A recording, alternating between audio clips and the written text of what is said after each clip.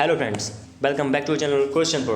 मैं हूं आकाश और आज हम जीके के ऐसे इंपॉर्टेंट क्वेश्चन डिस्कस करने वाले हैं जो कि आपकी एग्जाम पॉइंट ऑफ व्यू से बहुत ही मोस्ट इंपॉर्टेंट होने वाले हैं।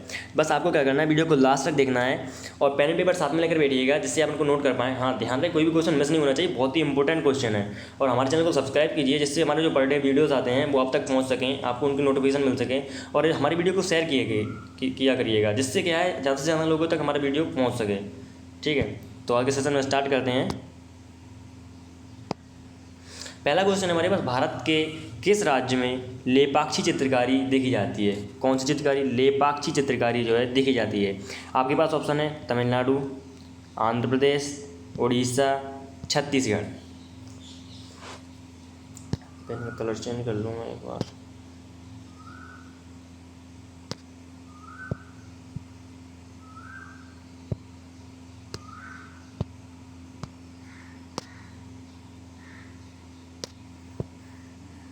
हाँ, तो इसका आंसर होने वाला है हमारा आंध्र प्रदेश। यानी कि जो भारत की लेपाक्षी चित्रकारी है वो किस में पाई जाती है? आंध्र प्रदेश में पाई जाती है। अब ऑप्शन और भी हैं तो उनको भी डिस्कस करेंगे। तो आंध्र प्रदेश में जो है लेपाक्षी चित्रकारी पाई जाती है। आंध्र प्रदेश के अनंतपुर जिले में यह चित्रकारी देखी जाती है। कैसी होती है? इन चित्रकारी में काले रंग से रेखांकित किया जाता है। अब ऑप्शन भी देख लेते हैं एक बार कि तमिलनाडु की बात करते हैं तो तमिलनाडु के एक जिला है वेल्लोर। कौन सा जिला है? वेल्लोर जिला। तमिलनाडु के वेल्लोर जिले में कौन सी चित्रकारी पाई जाती है? अरमा मलाई चित्रकारी पाई जाती है। कौन सी चित्रकारी? अरमा मलाई चित्रकारी देखी जाती है। बात करते हैं उड़ीसा की, तो उड़ीसा के रावण छैया रॉक आश्रय चित्रकारी देखी जाती है। उड़ीसा में कौन सी चित्रकारी देखी जाती है? रावण छैया रॉक आश्रय चित्रकारी देखी जाती है। नोट करते जाइएगा, फैक्ट बहुत इंपॉर्टेंट है। इसके बाद बात करते हैं छत्तीसगढ़ की। बात करते हैं तो छत्तीसगढ़ में जोगीमरा, कौन सी चित्रकारी? जोगीमरा चित्रकारी पाई जाती है। जोगीमरा चित्रकारी पाई जाती है। यह किस जिले में पाई जाती है? तो सुरगुजा जिले में पाई जाती है। कौन से जिले में? सुरगुजा। तो आपको ये बहुत ही इंपॉर्टेंट फैक्ट्स हैं, ध्यान रखने हैं। कौन कौन से? तमिलनाडु के वेल्लोर जिले में अरमा मलाई चित्रकारी पाई जाती है। उड़ीसा में रावण छैया रॉक आश्रय चित्रकारी देखी जाती है। छत्तीसगढ़ में जो कौन सी चित्रकारी देखी जाती है? सुरगुजा जिले में जोगीमरा गुफा चित्रकारी देखी जाती है। आपको याद रखना है पॉइंट्स। नेक्स्ट क्वेश्चन है, हजारा मंदिर कहाँ स्थित है? हजारा जो मंदिर है वह कहाँ स्थित है? ऑप्शन है आपके पास ग्वालियर में, दिल्ली में, हम्पी में या मंगलोर में। तो यह हजारा मंदिर है वह कहाँ पर स्थित है? कर्नाटक की हम्पी में स्थित है। हजारा जो हम्पी में स्थित है, हजारा मंदिर कर्नाटक की हम्पी में स्थित है। यह मंदिर किसने बनवाया था? यह मंदिर कृष्णदेवराय ने बनवाया था। किसने बनवाया था? कृष्णदेवराय ने बनवाया था। और यह उनके परिवार का, जो शाही परिवार होता है पहले के ज़माने का, तो उनके जो निजी मंदिर था उनके शाही परिवार का। ठीक है, यह मंदिर भगवान राम को समर्पित है। हाँ, एक इंपॉर्टेंट क्वेश्चन पूछ सकता है कि जो हजारा मंदिर है हम्पी में स्थित है, यह किन को समर्पित है? तो भगवान राम को समर्पित है। आपको याद रखना है, ये पॉइंट्स बहुत ही इंपॉर्टेंट हैं। अब पूछा गया है कि थिरुतानी हिंदू भगवान सुब्रमण्यम के लिए एक मंदिर है। जो थिरुतानी मंदिर है, हिंदू भगवान जो है सुब्रमण्यम के लिए एक मंदिर है। यह किस नदी के किनारे स्थित है? यह पूछा जाता है बहुत से क्वेश्चंस में कि यह मंदिर किस नदी के किनारे स्थित है। तो इसके ऑप्शन है कावेरी नदी के किनारे, नंदी नदी के किनारे, कृष्णा नदी के किनारे, पेरियार नदी के किनारे।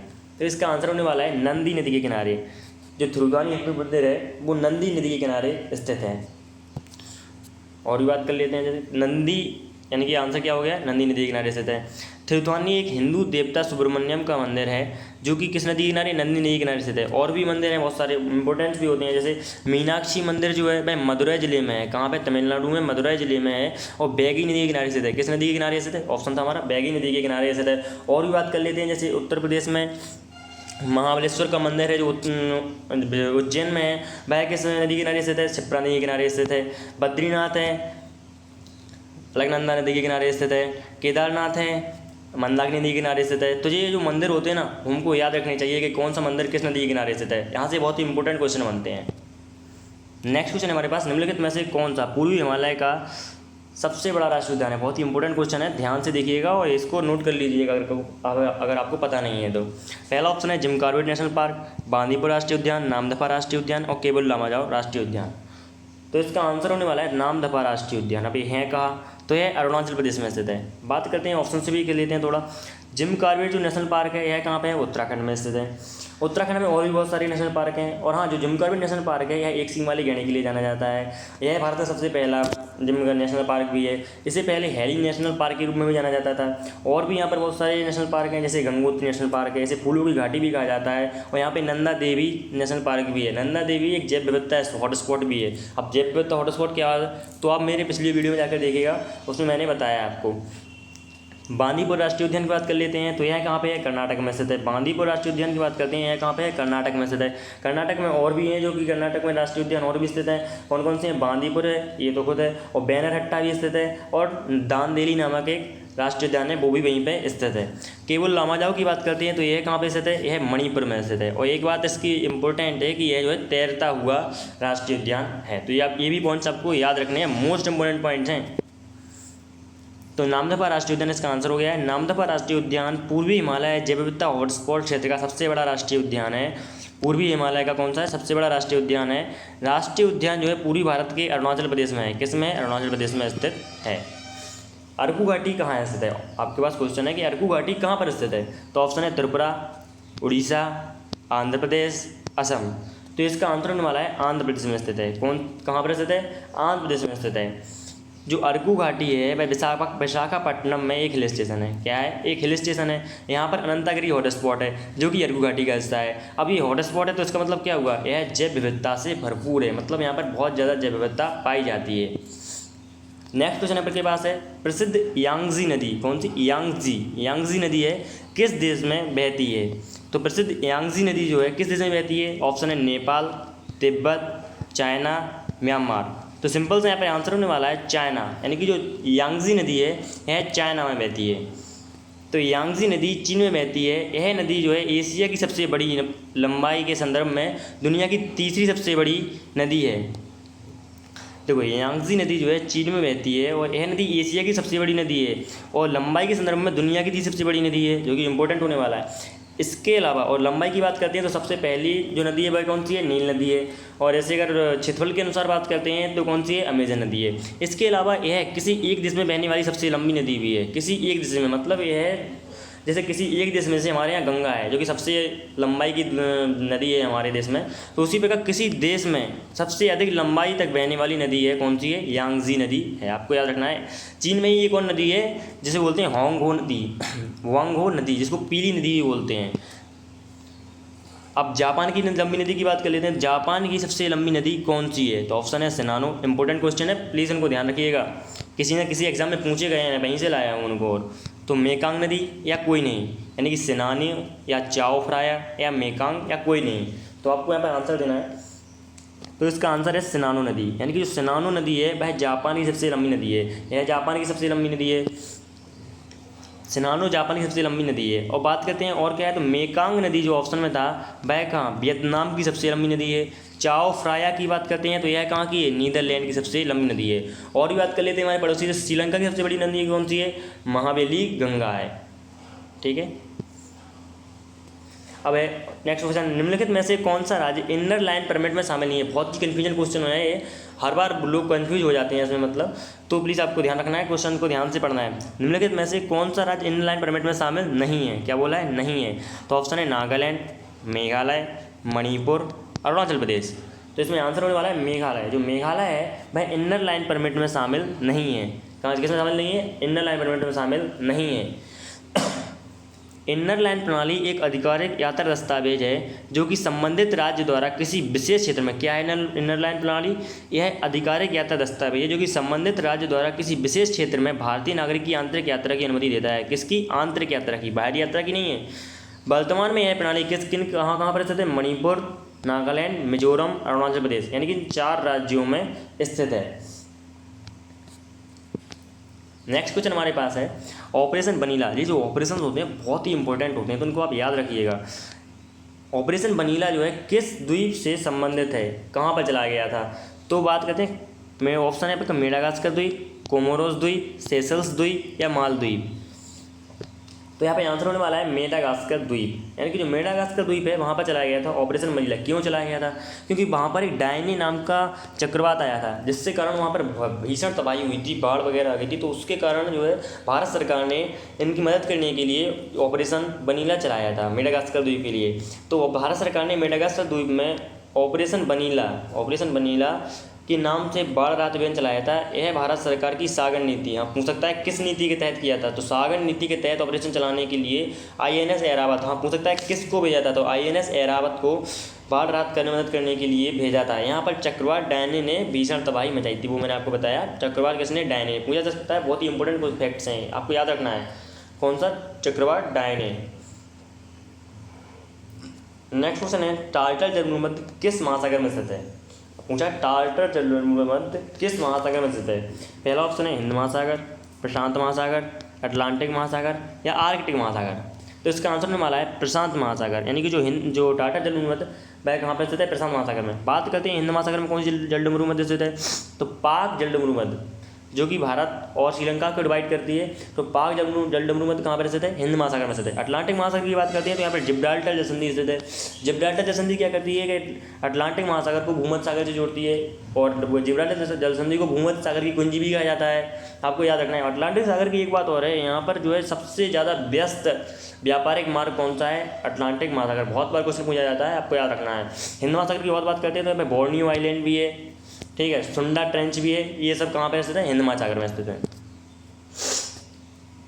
टार्टल जलमृत जो है प्रशांत महासागर में स्थित है। यह जलमृत एशिया की मुख्य भूमि से सखालिन के रूसी किस द्वीप को? रूसी द्वीप को अलग करती है। यानी कि जो टार्टल जलमृत है कहाँ पे? प्रशांत महासागर में स्थित है। यह जलमृत क्या करती है? एशिया की मुख्य भूमि से सखालिन के रूसी द्वीप को अलग करती है। आपको याद रखना है ये सारे पॉइंट्स, वो मैं एक्स्ट्रा बताता हूँ, तो बहुत ही इंपॉर्टेंट है। भारत और नेपाल के बीच सोगोली की संधि कब हुई थी? 1816 में हुई थी। सोगोली की संधि के कारण निम्नलिखित में से कौन सा क्षेत्र विवादित है? ऑप्शन काला पानी, धाराचूला, छपरी या इनमें से कोई नहीं। तो जो इसका आंसर होने वाला है वो है काला पानी क्षेत्र, यानी कि जो काली नदी है वह भारत की पश्चिमी सीमा में स्थित है, पश्चिमी सीमा पर स्थित है। तो जो नेपाल है वह कहता है कि ये हमारे देश का हिस्सा है, तो उसमें भारत और नेपाल के बीच विवाद चलता रहता है। छपरी की बात करते हैं तो छपरी कहाँ है? इंडिया में, बिहार में स्थित है। धारचूला की बात करते हैं तो यह कहाँ पे है? नेपाल में स्थित है। तो 1816 में ब्रिटिश भारत और नेपाल के, यानी कि तब देखो हमारा देश आज़ाद नहीं हुआ था, तो ब्रिटिश भारत यानी कि अंग्रेजों का गुलाम था, ब्रिटिश भारत और नेपाल के बीच सोगोली की संधि हुई थी। भारत के अनुसार कालापानी क्षेत्र उत्तराखंड के पिथौरागढ़, किस जिले में? पिथौरागढ़ जिले का हिस्सा है, लेकिन वो नहीं मानता है, तो इसमें विवाद चलता रहता है। हमारे पास क्वेश्चन है कि फॉक्सो स्ट्रेट, कौन सा? फॉक्सो स्ट्रेट किसके बीच स्थित है? ऑप्शन है दक्षिणी द्वीप और स्टुअर्ट द्वीप, स्पेन और मोरक्को, इंडोनेशिया और बोर्नियो, ग्रीनलैंड और रूस। तो इसका आंसर होने वाला है वो दक्षिणी द्वीप और स्टुअर्ट द्वीप के बीच कौन सी स्टेट है? फॉक्सो स्टेट स्थित है। और बात कर लेते हैं जैसे स्पेन और मोरक्को के बीच कौन सी, तो मैंने बोल दिया था जिब्राल्टर जलसंधि जो है अटलांटिक महासागर में स्थित है, वह स्पेन और मोरक्को के बीच स्थित है। इंडोनेशिया की बात करते हैं तो इंडोनेशिया एक द्वीपीय देश है। और बोर्नियो आइलैंड की बात करते हैं तो बताते हैं मैंने हिंद महासागर में स्थित है। और ग्रीनलैंड कहाँ पर स्थित है? अटलांटिक महासागर के ऊपर की तरफ स्थित है, ठीक है। रूस तो सबसे बड़ा देश ही है विश्व का। ध्रुवीय स्टलीज अधिक स्थिर रूप से किस गोलार्ध में प्रभावित होती हैं? अब ध्रुवीय स्टलीज क्या है, क्वेश्चन आता होगा। तो ध्रुवीय स्टलीज जो है यह क्या है? यह हवाएं हैं।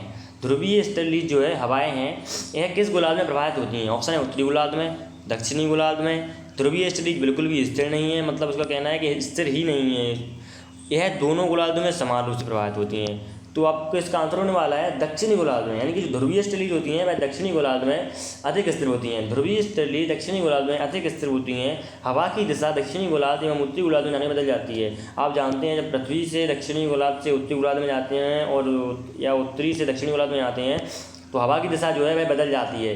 यानी कि जब अगर हम उत्तरी गोलार्ध में जाते हैं तो हवा की दिशा दाईं ओर मुड़ जाती है, और जो हम दक्षिणी गोलार्ध में जाते हैं तो हवा की दिशा बाईं ओर मुड़ जाती है। तो यहाँ पे क्यों होता है? तो यह कोरियालिस बल के कारण होता है, और इसका जो मुड़ना है यह फेरल का नियम कहलाता है। कौन सा नियम? फेरल का नियम। और इसी नियम के कारण भारत का जो मानसून है वह कौन सा? दक्षिण पश्चिम मानसून है। यानी कि जब मानसूनी हवाएं जब नीचे से आती हैं तो वह भूमध्य रेखा से विषुवत रेखा से गुजरते ही दक्षिण दिशा की ओर पूर्वी दिशा की ओर थोड़ा झुक जाती हैं यहाँ पर, यानी कि दाईं ओर थोड़ा झुक जाती हैं, जिससे हमारा जो भारत का जो मानसून है वह कौन सा? दक्षिण पश्चिम मानसून हो जाता है।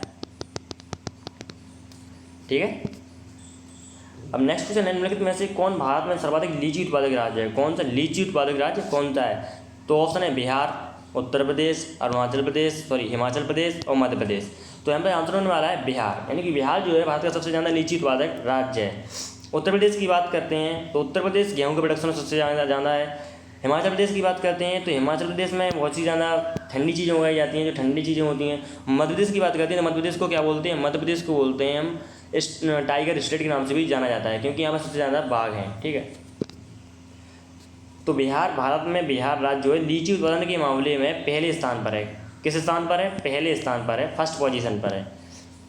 नेक्स्ट क्वेश्चन है अपने पास, बेगाजी बंदरगाह कहाँ स्थित है? बहुत ही इंपॉर्टेंट क्वेश्चन है, इसको आपको नोट कर लेना चाहिए अगर आपको नहीं पता है, पहली बार सुन रहे हो अगर आप क्वेश्चन। लाइक कीजिएगा अगर आपने क्वेश्चन पहली बार सुना है तो आप लाइक कीजिएगा। कहाँ पर स्थित है? लीबिया, शंघाई, सिंगापुर या वैंकूवर? तो इसका आंसर होने वाला है लीबिया शहर में स्थित है। कहाँ पर? बेगाजी बंदरगाह लीबिया शहर में स्थित है। शंघाई की बात कर सकते हैं, शंघाई में कहाँ है, किसका जो मतलब संगठन का है वो है हेडक्वार्टर स्थित है। तो कहाँ है? SCO का हेडक्वार्टर कहाँ पर स्थित है? शंघाई में स्थित है। सिंगापुर की बात करते हैं, सिंगापुर तो सबसे जो एडवांस सिटी भी हो गई है मतलब। लीबिया, तो आंसर क्या है इसका? लीबिया। बेगाजी बंदरगाह सिंदरा की खाड़ी में भूमध्य सागरीय तट पर स्थित एक प्रमुख बंदरगाह है। कहाँ पर स्थित है? सिंदरा की खाड़ी में। पूछ सकता है किस खाड़ी में स्थित है? तो सिंदरा की खाड़ी में स्थित है, भूमध्य सागरीय। कौन सा सागरीय? भूमध्य सागरीय स्थित एक प्रमुख बंदरगाह है। यह बंदरगाह लीबिया शहर का प्रमुख बंदरगाह है। जो लीबिया शहर है उसका प्रमुख बंदरगाह है, जो कि अब 3 साल बाद फिर से खोल दिया गया है। अब क्वेश्चन है, भारत का सबसे ऊंचा हवाई अड्डा कौन सा है? बहुत ही इंपॉर्टेंट है, ध्यान रखना है। भारत का सबसे ऊंचा हवाई अड्डा कौन सा है? ऑप्शन है बल्जेक हवाई अड्डा, बुंदर हवाई अड्डा, कारगिल हवाई अड्डा, कुशोक बकुला रिम्पोची हवाई अड्डा। तो इसका जो आंसर होने वाला है वह है ऑप्शन 4, यानी कुशोक बकुला रिम्पोची हवाई अड्डा। यानी कुशोक समुद्र तल से है, जो कुशोक बकुला रिम्पोची हवाई अड्डा है वो समुद्र तल से लगभग 3256 मीटर की ऊंचाई पर स्थित है।